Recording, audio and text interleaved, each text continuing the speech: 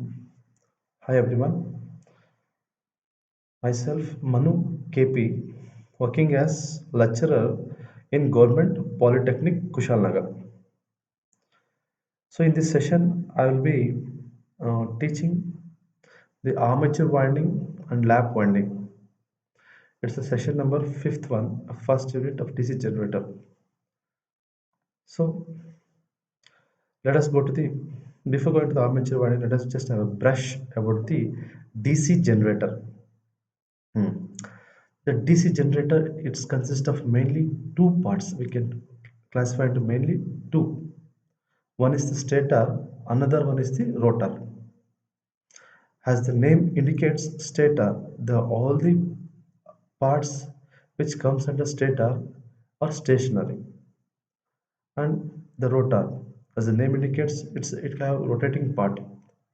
The all the parts which rotates have a movement. It's so called as rotor. Hmm. Here this picture is a cross-sectional view of an DC generator. Here we coming from the first the pole. It's indicated by the north pole and south pole. Four pole machine. It's a four pole machine. Then the field winding, the pole shoes. These comes under the stator. It doesn't have any. It doesn't have any movement. Hence, it's a stator. It comes under stator. Next, coming in a clockwise direction here, it got at the center. It's we call that one as rotor.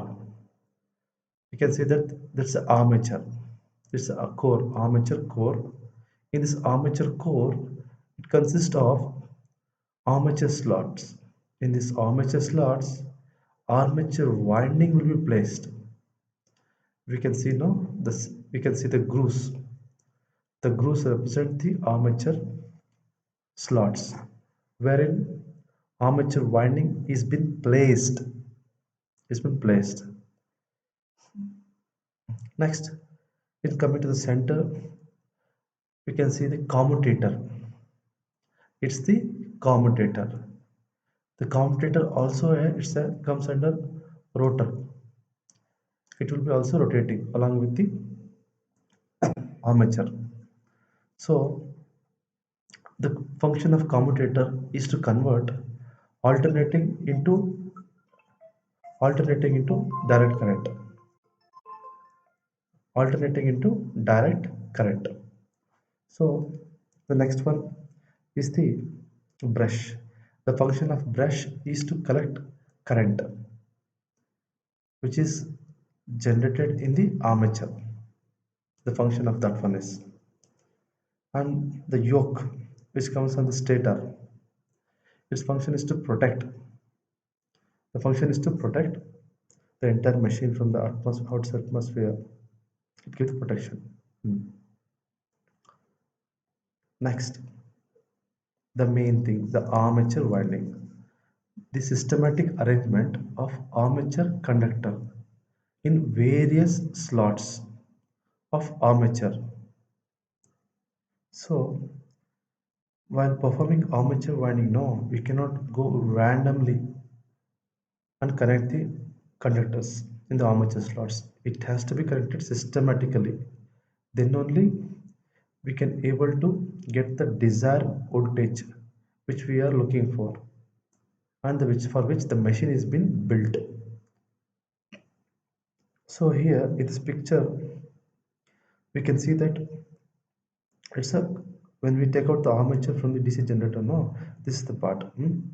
It consists of armature core with the with the horizontal lines, no, the stripes. It indicates armature slots wherein armature conductor is been placed, and here the commutator. The armature conductors are connected to the commutator. From commutator, we're going to collect the current through brushes. So this is an armature winding. So next we're going for the classifications. In the classification of armature winding, it mainly consists of two classification. One is the lap and another one is the wave winding. It has to be wave or lap. The first figure indicates the lap winding, the lap, and the second figure indicates the wave winding. So the lap winding means that, see, we can see that it getting overlapped about one above the other. Whether in case of the wave winding, it's moving forward. Hence, the name is wave, and for this, it's a lap winding. So next one, before going in depth with lap and wave winding, let us go through some terms which comes in winding part. The first is conductor, the length of wire lying in the magnetic field in which an EMF is induced is called as conductor. So this is an conductor. So in the first figure, we can see that there are two conductors, hmm, two conductors. One is placed in North Pole, another one placed in South Pole. These two are the conductors. These are conductors which carries the current, which carries the current. The next term is turn, the turn. When two conductors are connected series such that an EMF induced in them are additive.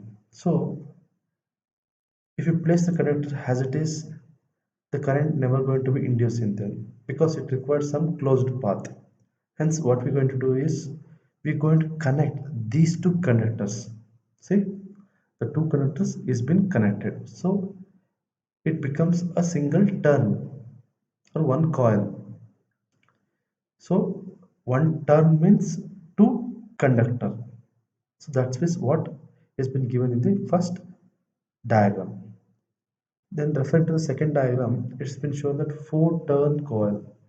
So when the number of turns is four, when they're connected together, it becomes four turn coil. So four turns. Four turns means it consists of eight conductors. Eight conductors is been connected together. Hence it forms four turn coil. Hmm. Next term is the pole pitch. Hmm. Pole pitch. It is the distance measured in terms of number of armature slots per pole. Number of armature slots per pole. Hmm. So if you consider a DC machine having two poles and 10 armature slots, then pole pitch is 10 by 2 5. Then it become 5. Hmm. The next is the coil span. It is the distance measured in terms of number of armature slots or armature conductors spanned by coil. Spanned by coil. So in the diagram now we can see the armature slots 1, 2, 3, 4, 5, 6. 6 armature slots is been present. The first conductor from the left side is placed in the armature slots first one. The another side of the coil is placed in the armature slot, fifth armature slot. So the coil span is 5. Hmm? See, we can able to see that now. Yeah, this is called as coil span, the distance measured in terms of number of slots. How many slots is being going to place, that one we indicates as coil span. So next term is the back pitch. It is the distance measured in terms of armature conductor between the two sides of a coil, of a single coil, of a coil at the back of the armature. So in the figure, see, in the figure, we can see the lap as well as wave winding. Here, back pitch is represented by YB. YB. So, it's a distance measured between two sides of a single coil. Means one single turn, the distance measured of a single turn at the back end We call it as back pitch, the YB. See, in the lap winding, you can see that now? Yes. In the same way, in the wave winding, in the figure number 2, there also we can see the back pitch. It is represented by YB. It's it's a distance of a same coil, means same turn, one single turn. The distance of two coils side, we call it as back pitch winding. So next one is the front pitch. It is represented by YF. It is the distance measured in terms of armature conductor between the coil sides attached to any one commutator segment. So coil sides has to be attached to the commutator segment. Then only we call that one as front pitch. So in the diagram, we see that in the lap winding, the first figure, where is the commutator? The boxes, that boxes is so called as commutator, small boxes. So the second and the third turns, the dotted line and the thick lines hmm, of the conductor second and turn, both are connected to the commutator segment. That coil sides represent the distance between them, the two coil sides represented by YF, front pitch. Same way in wave winding also, the third conductor and the second conductor, the dotted and the thick line, the third second and the third conductor, these two coil sides is connected to the commutator segment. So when these two connected to the commutator segment, then the distance between these two coil side is represented as front pitch. Front pitch. Hmm. Next is the resultant pitch. It's the distance between the beginning of one coil and beginning of next coil to which it is connected. So it's the beginning of one first beginning of one coil and beginning of the next coil, immediate next coil. So here in the back pitch, in the first figure, in the lap winding, the resultant pitch. There are two coils or two turns. We can see that the beginning of the first turn and the beginning of the second turn. That distance is so called as resultant pitch. Resultant pitch. Hmm. Here in the wave winding, see the first turn, conductor 1 and 2 that become first turn, conductor 3 and 4 becomes the second turn. So distance of the first conductor of first turn, first conductor of the second turn, that distance we call it as resultant pitch. So we can see here in the diagram in the lap and as well as wave winding, the back pitch in the lap winding, the back pitch is greater than the front pitch. The distance I'm saying, the distance of back pitch is more than the front pitch. Oh no? Yes, no? Yes. Then the resultant pitch is the difference between back pitch and the front pitch. In case of lap winding, it's the difference between back pitch and the front pitch. That's the resultant pitch. Coming to the wave winding, here mm, the back pitch is greater than the front pitch, nearly greater than. Okay. Hmm. Or sometimes it is equal. Sometimes it's equal, but the resultant pitch here, no, resultant pitch is the sum of back pitch and the front pitch. Here resultant pitch is the sum of back pitch and the front pitch. Going for the next one, it's the commutator pitch. It is the number of commutator segment spanned by each coil of the armature winding. Of the armature winding, no, that one. See, in case of commutator pitch now. In the first figure, the conductor 1 is connected to the commutator segment 1 and conductor 2 is connected to the commutator segment 2. So these two, the distance between these two commutator segment gives the commutator pitch with respect to distance with respect to commutator of a one single turn connected, no, that forms the commutator pitch. Hmm? We can easily understand the wave winding in the case of wave winding. The first turn, hmm, the first conductor is connected to commutator segment 1 and the ending of that same turn ending, the beginning of is connected to coil 1, commutator segment 1, beginning of the coil. The ending of that coil side is connected to the commutator segment 8. So this distance, no, of a single coil, connected to the commutator segment, we call that one as commutator pitch. Okay, commutator pitch. Next, the full pitch winding and the short pitch winding. If the coil span is equal to one pole pitch, then the winding is called as full pitched winding. It is also defined as if the coil span is equal to 180 degree electrically, then it's called as full pitch winding. So here in the diagram, first diagram, it represents the full pitch winding. So the first conductor is connected to the north pole and the second conductor is connected to the south pole.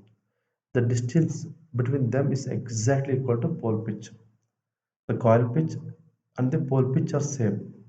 Pole pitch means what? Number of armature slots or the armature conductor by poles. If you consider 10 armature slots and 2 poles, then pole pitch is 5. The coil span must be 5. The first conductor has to be connected to the armature slot 1 and the end of that end of that coil side has to connect to the armature slot 6. So 6 minus 5, so 6 minus 1 is 5. This indicates it's a full pitch, which is electrically 180 degree apart electrically. The secondly is the short pitch winding.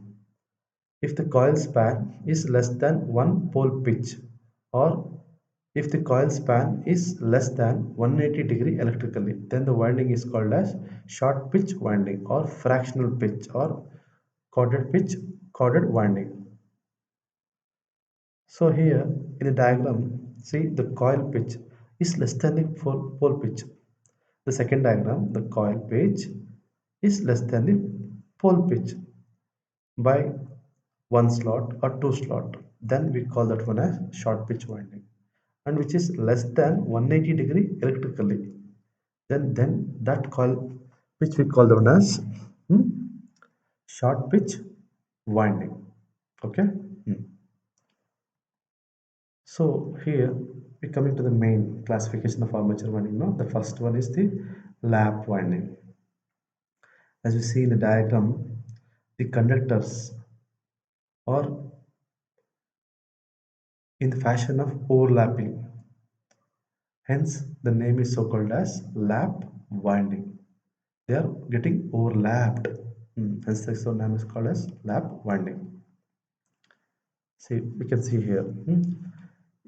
If the end of a coil is connected to a commutator segment and to the start of adjacent coil, the winding is called as lap winding. Thus, the winding will advance on back side and comes on front side, resulting in overlapping of successive coil. Hence, the winding is called as lap winding. So it's getting overlap one above the other with a successive coil getting overlapped. The successive coil getting overlapped with the previous one. Hence the name is called as lap winding. Hmm. And here, in the lap winding, the number of parallel path now is equal to number of poles. So how many poles will be there? No, that number of parallel path will be present. In case of lap winding. If the number of poles are 10, the number of parallel path will be 10. If it is 12, the number of parallel path will be 12. Hmm. Next, it's also called as parallel winding. Why we call this as parallel winding means the coils get overlap. No, they will be parallel to each other.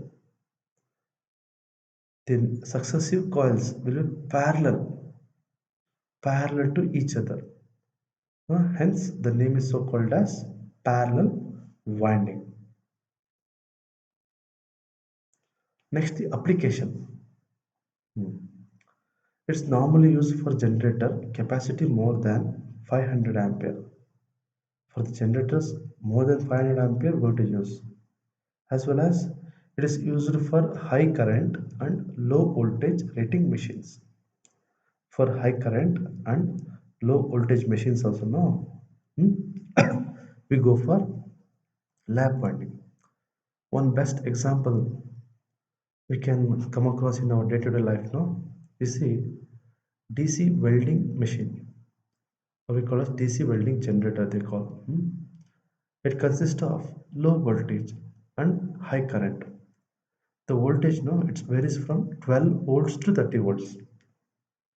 12 volts to 30 volts. So the voltage is minimum, less, low voltage. But the current varies from 60 40 ampere to 120 ampere. 40 to 120 ampere of current. So high current, low voltage. Since here in a welding machine, the lower the voltage and the higher the current, the joints, the welding joint will be very strength. The bonding is high. Hence, they go for high current and low voltage. Hmm. So this is the example of the lap winding. So next one is the rules for lap winding. So here, what we have to consider is we cannot go for um, we cannot go for winding as it is as we require and randomly. We have to follow the set of rules so that the high current and low voltage is being induced with minimum losses. So hence we need to follow these set of rules in order to achieve the desired voltage which we are looking for. The firstly, the back pitch and front pitch must be odd. The back and the front pitch must be odd always. So while choosing the back pitch and front pitch, we have to choose back pitch. If it is 7, then the front pitch is 5. If back pitch is 11, then the front pitch is 9. And they must differ by 2. So it has to differ always by 2, the back and the front pitch. Hmm. Next, the back pitch and front pitch nearly equal to pole pitch. So the back and the front pitches now it must be nearly equal to pole pitch. Pole pitch means its number of armature slots by number of poles. So it must be nearly equal to pole pitch. And here the parallel path is a very important one. The number of parallel path is equal to number of poles. So the number of poles, if the poles is 8, the number of parallel path is 8. If number of poles is 10, then the parallel path is 10. So we have to consider the parallel path here. Hence its name also called as parallel winding, no? Parallel, hmm, because it got that number of parallel path as of number of poles. That's why. The fourth point, the winding close by itself. Here the winding now, the winding will get closed by itself.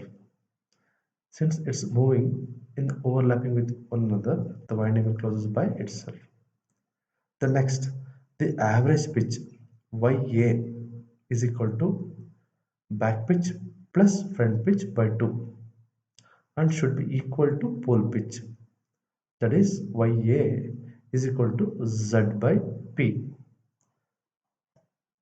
So the average pitch we are taking from back pitch and front pitch, no, it must equal to pole pitch.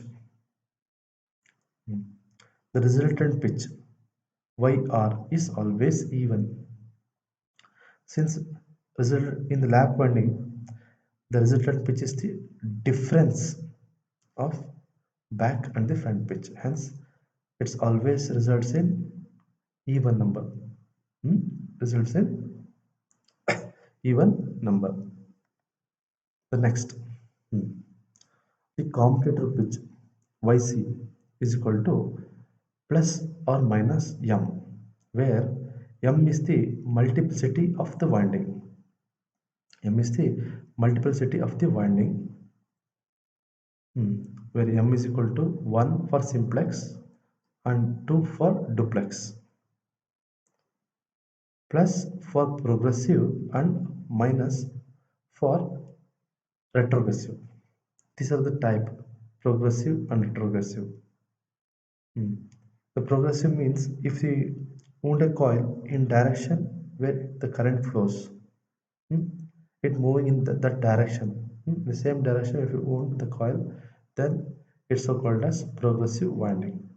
If you wound in opposite direction, hmm, to the tough it's moving, then we call that one as retrogressive winding. In lap winding, the back pitch is always greater than the front pitch. Hmm? Back pitch will be always. So while choosing the back in progressive winding back pitch, if its back pitch is 7, then the front pitch must be 5. Both has to differ by 2. Always it has to differ by 2. But in case of retrogressive winding, the front pitch is greater than back pitch. So we need to, if the front pitch is 11, then the back pitch is how much? 9. It has to differ by 2. Hmm. So these are the set of rules which we need to follow while performing the lap winding. Next, it's a multiple choice question. Hmm.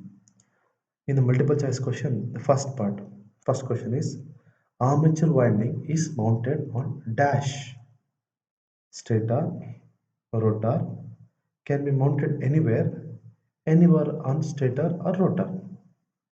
So the answer is rotor,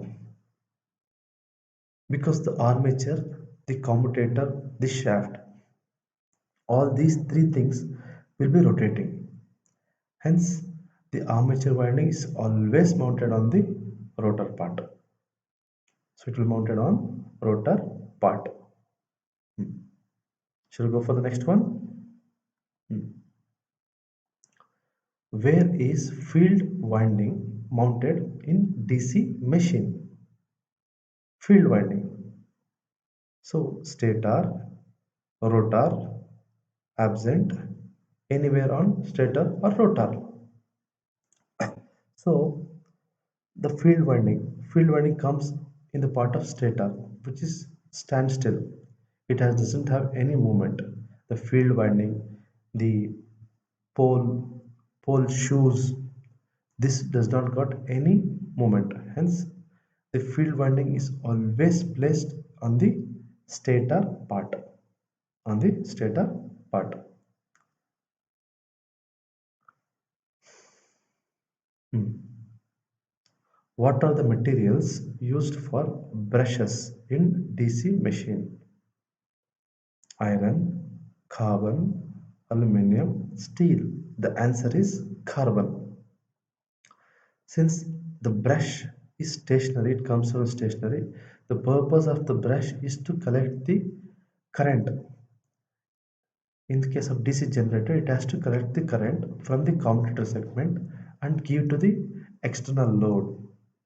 Hence, it has to be made of carbon. The metal used to make the brushes now, it's the carbon.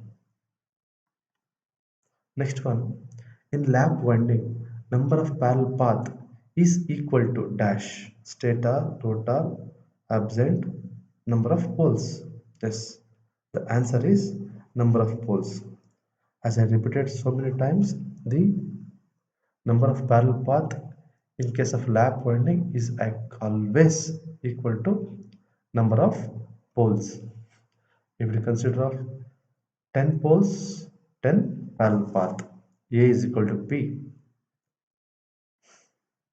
The next one, in lap winding, the progressive winding YB, progressive, YB is dash YF equal to less than, greater than, none of the above.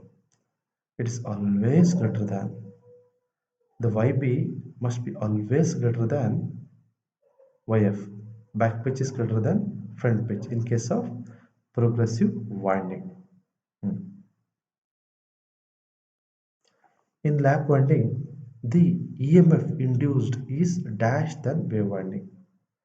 So equal to, less than, greater than, none of the above. It's B, less than, because in lap winding we concentrate on high current and low voltage. Hence, the induced EMF is less. Hmm. The lap winding is also called as series, parallel, both, or none of the above. So answer is parallel. Since the coil overlap one above the other and they are parallel to each other. Hence the naming is so called as parallel winding. Next, the equalizer rings required for dash winding. Yes, it is required for lap winding, wave winding, both or none of the above. The answer is lap winding. Because in the lap winding, no, the number of parallel path is equal to number of poles. So the current flowing in each parallel path is I by A. A is nothing but number of parallel path. Hence, circulating current will be present. In order to minimize the circulating current, we go for equalizer rings. It's been connected. Next, lap windings are used for machines having dash current, high, low, both high and low, none of the above. Used for high current.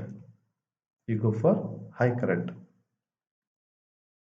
Next, the voltage induced in the armature conductor is the armature. See, the voltage induced in the armature conductor is AC, DC, both AC and DC, none of the above. The answer is AC. Before going for the commutator, the induced voltage in the armature conductor is AC. It's an alternating one. After connected to the commutator converts AC into DC, which is connected through brush. Okay, thank you.